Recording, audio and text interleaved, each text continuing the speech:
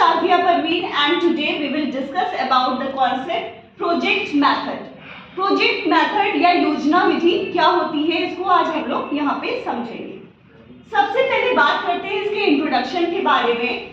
तो ये जो कॉन्सेप्ट है 18th सेंचुरी में सबसे पहले इंट्रोड्यूस किया गया था यूरोप के इंजीनियरिंग एंड आर्किटेक्चर कॉलेज में।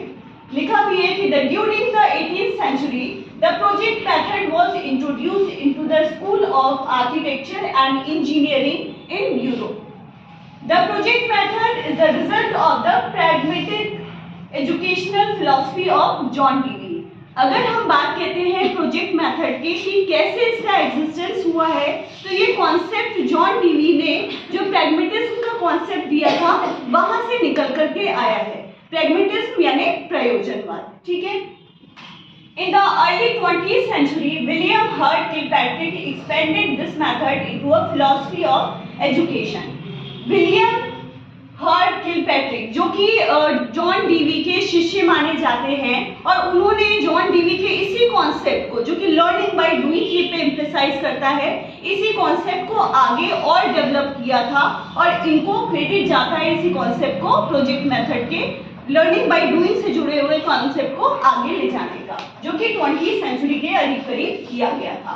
नेक्स्ट बात करते हैं मीनिंग एंड कॉन्सेप्ट की कि प्रोजेक्ट मेथड एग्जैक्टली होता क्या है। Project method is a medium of instruction.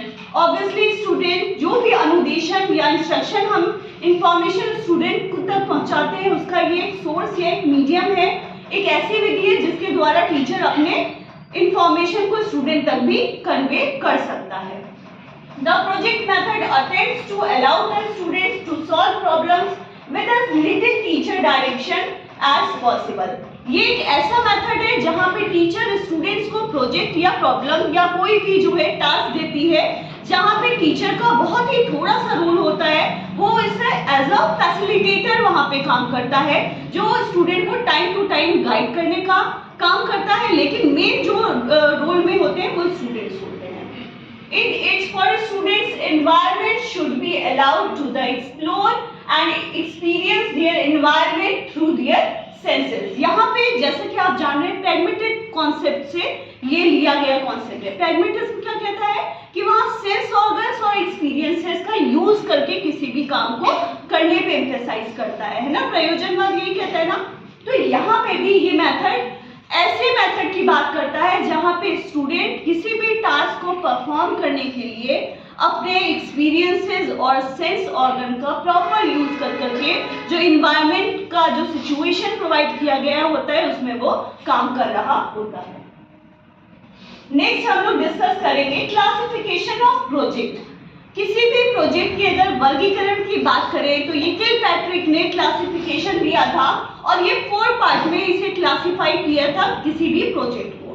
First था कंस्ट्रक्टिव, जिसे कि संरचनात्मक बोलते हैं। नेक्स्ट है आर्टिस्टिक, जिसे कि कलात्मक बोलते हैं।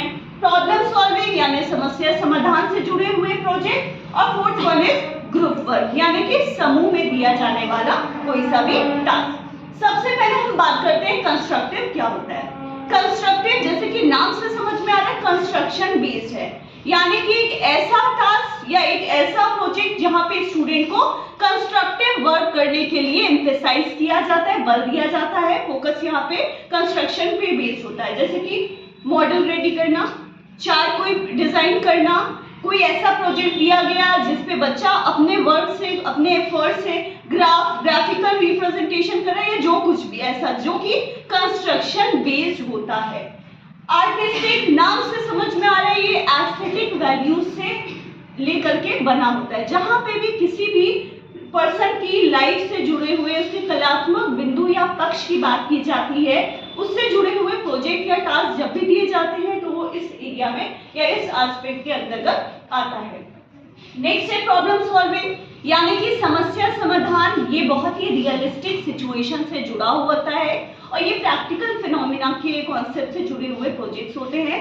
जैसे कि बैंक के फंक्शनैलिटी को समझने के लिए आपको टास्क दिया गया, आप वहां जा करके ऑपरेशनल जो उसका फंक्शनैलिटी है उसको जा करके खुद से समझ करके आप कंडक्ट कर रहे हैं। मान लीजिए एटीएम जनरेट करना, एटीएम में पिन जनरेट करना, या इस तरह का कोई भी टास्क शुरू में हम लोग को नहीं आता था, है ना। तो इस तरह का कोई भी टास्क दिया जा रहा है तो वो इस कैटेगरी में आता है। नेक्स्ट है ग्रुप वर्क। ग्रुप वर्क यानी कि पूरी ग्रुप बना दिया गया और उस ग्रुप को कोई टास्क मिल करके परफॉर्म करना हो, जैसे साइंस में या किसी सोशल साइंस में या ज्योग्राफी का कोई प्रोजेक्ट वर्क होता था जहाँ वॉल्केनो वगैरह पूरा ग्रुप मतलब बना करके अपना रिप्रेजेंट कर रहा होता, तो उस प्रोजेक्ट वर्क हो, तो वो सारी चीजें इस ग्रुप वर्क के अंतर्गत कैटेगरी में आती है। नेक्स्ट आता है प्रिंसिपल्स ऑफ प्रोजेक्ट मेथड। बहुत सारे प्रिंसिपल्स हैं प्रोजेक्ट मेथड के, यानी कुछ सिद्धांत हैं जिसपे प्रोजेक्ट मेथड काम करता है, या कोई भी प्रोजेक्ट हम लोग उसी चीजों को देख करके डिजाइन करते हैं। फर्स्ट है प्रिंसिपल ऑफ पर्पस। बेटा कोई भी अगर हमें काम दिया जा रहा है या कोई भी टास्क दिया जा रहा है, प्रोजेक्ट दिया जा रहा है, जरूरी है कि वहां कुछ पर्पस हो। पर्पस लेस कोई भी प्रोजेक्ट नहीं दिए जाते हैं एजुकेशनल एस्पेक्ट में या एजुकेशनल पर्सपेक्टिव में। तो यहाँ सबसे पहले प्रिंसिपल ऑफ पर्पस की बात होता है, जहाँ पे एक उद्देश्य या एम को ध्यान में रख करके किसी को भी प्रोजेक्ट दिए जाते हैं। नेक्स्ट है प्रिंसिपल ऑफ एक्टिविटी। इसमें स्टूडेंट को एक एक्टिविटी दी जाती है जो कि उसे परफॉर्म करना होता है, और यहाँ पे टीचर के सपोर्ट से वो इस काम को फाइनल रूप में प्रेजेंट करता है। नेक्स्ट है प्रिंसिपल ऑफ एक्सपीरियंसेस। ऑब्वियसली बहुत सारे एक्सपीरियंसेस के थ्रू ही वो इस काम को परफॉर्म करता है ना। नेक्स्ट है प्रिंसिपल ऑफ सोशल एक्सपीरियंस। न केवल खुद के एक्सपीरियंस बल्कि समाज से पाए गए विभिन्न अनुभव या एक्सपीरियंसेस को भी इसमें कंसीडर किया जाता है। फिर आता है प्रिंसिपल ऑफ रियलिटी। यहाँ पे जो भी प्रोजेक्ट वर्क दिया जाता है वो विजनरी स्कीम्स या हवाई किले या इमेजिनेशन पे बेस्ड नहीं होता है, बल्कि रियलिस्टिक सिचुएशन यानी कि प्रैक्टिकल एस्पेक्ट से जुड़ा हुआ होता है। जैसा समाज की नीड ऑफ द आवर है या सोसाइटी की जो नीड है उसके अकॉर्डिंग रियलिस्टिक सिचुएशन के प्रोजेक्ट हमेशा दिए जाते हैं। नेक्स्ट है प्रिंसिपल ऑफ फ्रीडम। बच्चे को लिबर्टी दी जाती है, और इतनी लिबर्टी दी जाती है कि वो अपने व्यू पॉइंट के हिसाब से अपने एक्सपीरियंसेस का प्रॉपर यूटिलाइजेशन करके अच्छे से अच्छे रूप में प्रोजेक्ट को प्रेजेंट कर सके। नेक्स्ट है प्रिंसिपल ऑफ यूटिलिटी।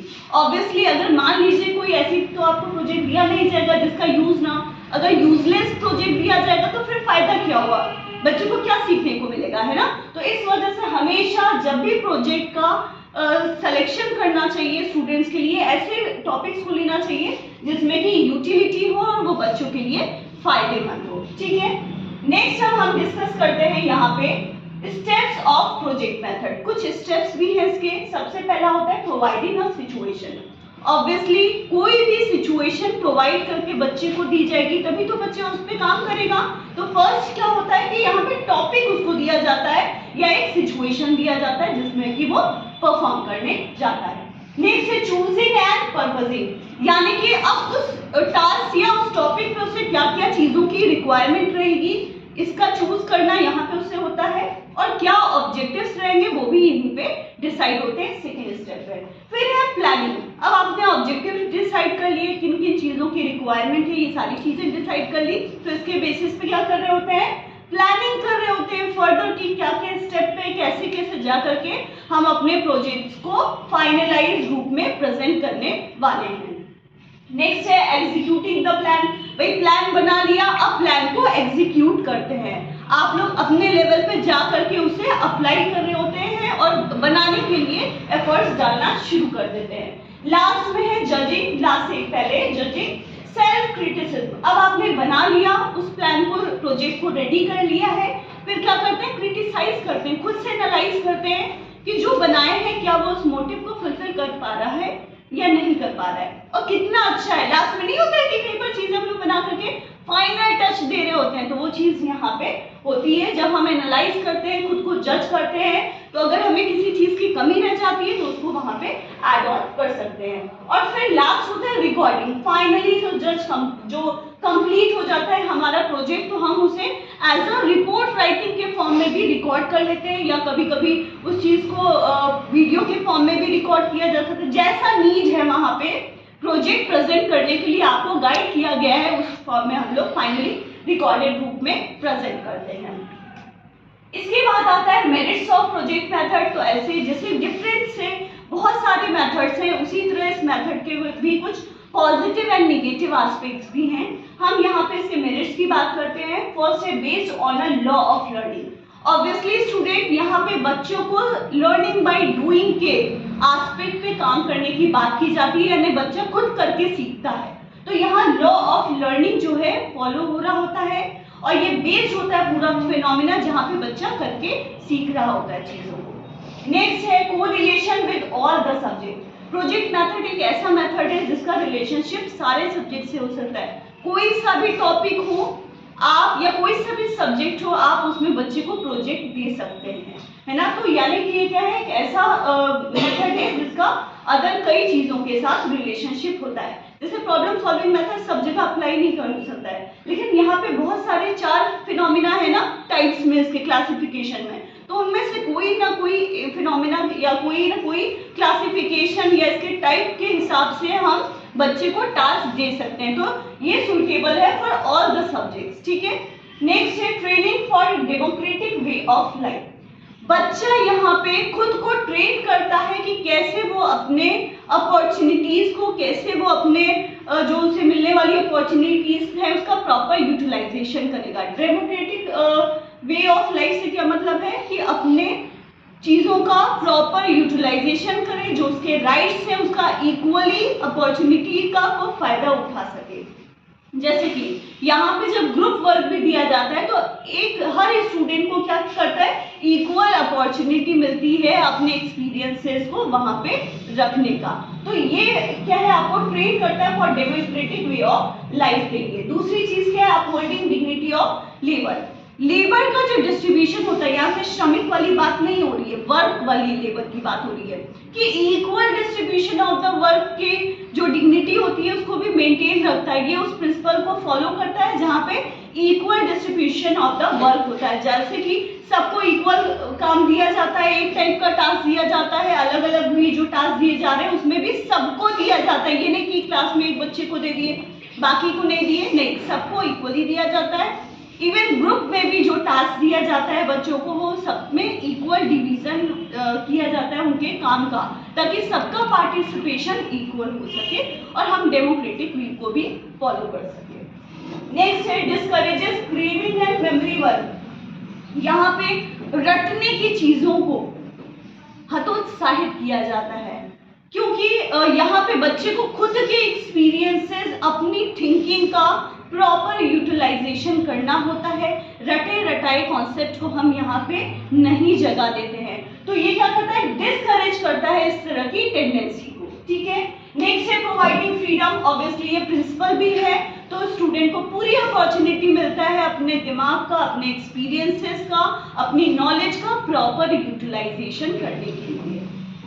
नेक्स्ट है solving the problem of indiscipline. बच्चों जब किसी बच्चा तभी डिसिप्लिनरी एक्टिविटी करता है जब वो फ्री होता है।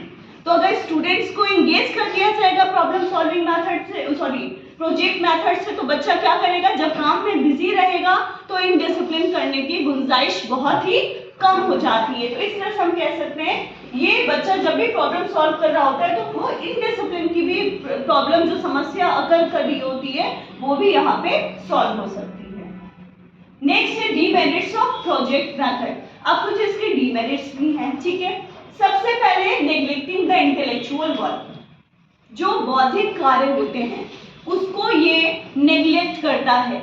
यहाँ पे क्या होता है, ज्यादातर प्रोजेक्ट वर्क ऐसे होते हैं जो हम लोग अपने हाथ से परफॉर्म कर रहे होते हैं ना, दिमाग का कम से कम यूज होता है। जैसे कि प्रॉब्लम सॉल्विंग मेथड है, वहां पे क्या होता है, दिमाग का प्रॉपर यूटिलाइजेशन होता है।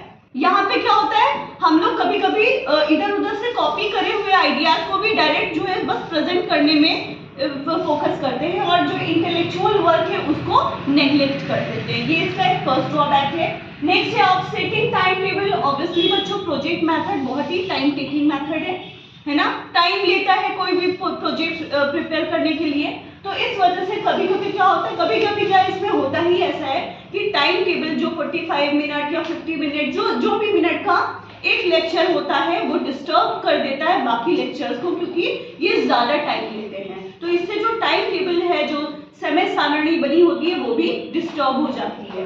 नेक्स्ट है हैफर्ड एंड अनकनेक्टेड टीचिंग। इसमें क्या होता है कि टीचिंग जो है डिस्टर्ब हो गई होती है और क्या होती है, अफरा तफरी में सब चीजें हो रही होती है और कनेक्टिविटी ब्रेक हो जाती है, क्योंकि एक क्लास के बाद दूसरी क्लास तक भी ये काम चल रहा होता है, टीचर खड़ा है, बच्चे अपने टास्क में लगे हुए होते हैं, तो क्या होता है कि एक कनेक्टिविटी जो सिस्टमैटिक मैनर में क्लास चल रहा होता है वो कहीं ना कहीं यहाँ पे ब्रेक कर रहा होता है, तो या उसकी कमी दिख रही होती है। तो इस वजह से यहाँ कहा जा रहा है कि अनकनेक्टेड टीचिंग भी पाया जाता है। फिर नेग्लिजेंस ऑफ ड्रिल वर्क, अभ्यास कार्य की कोई गुंजाइश नहीं होती है, आपको एक बार चांस दिया जाता है, एक बार प्रोजेक्ट बना करके रेडी कर देते हैं, बार बार प्रैक्टिस करने की यहाँ गुंजाइश नहीं होती है, ठीक है।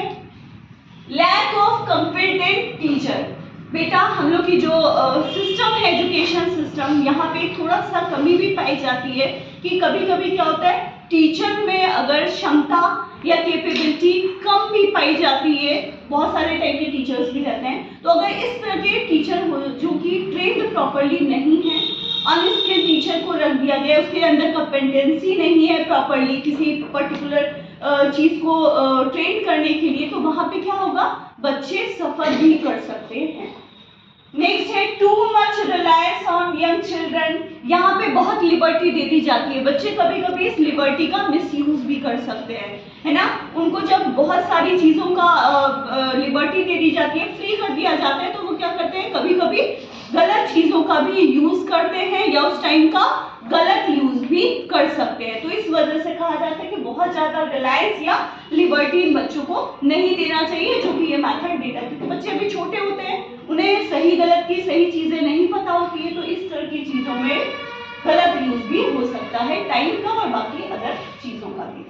अनसुटेबल फॉर शिकर्स एंड शाई स्टूडेंट्स, जो बच्चे कमजोर होते हैं और जो शाई या जो है शर्मीली प्रवृत्ति के होते हैं, उनके लिए भी ये प्रॉब्लम करता है, क्योंकि जब उन्हें अपनी बातों को प्रेजेंट करना होता है तो वो हेजिटेट करते हैं। तो इस पॉइंट ऑफ व्यू से भी ये मेथड में कहीं ना कहीं कमी पाई जाती है। और इसी के साथ बच्चों ये आपका टॉपिक आज खत्म हो जाता है। Thank you students.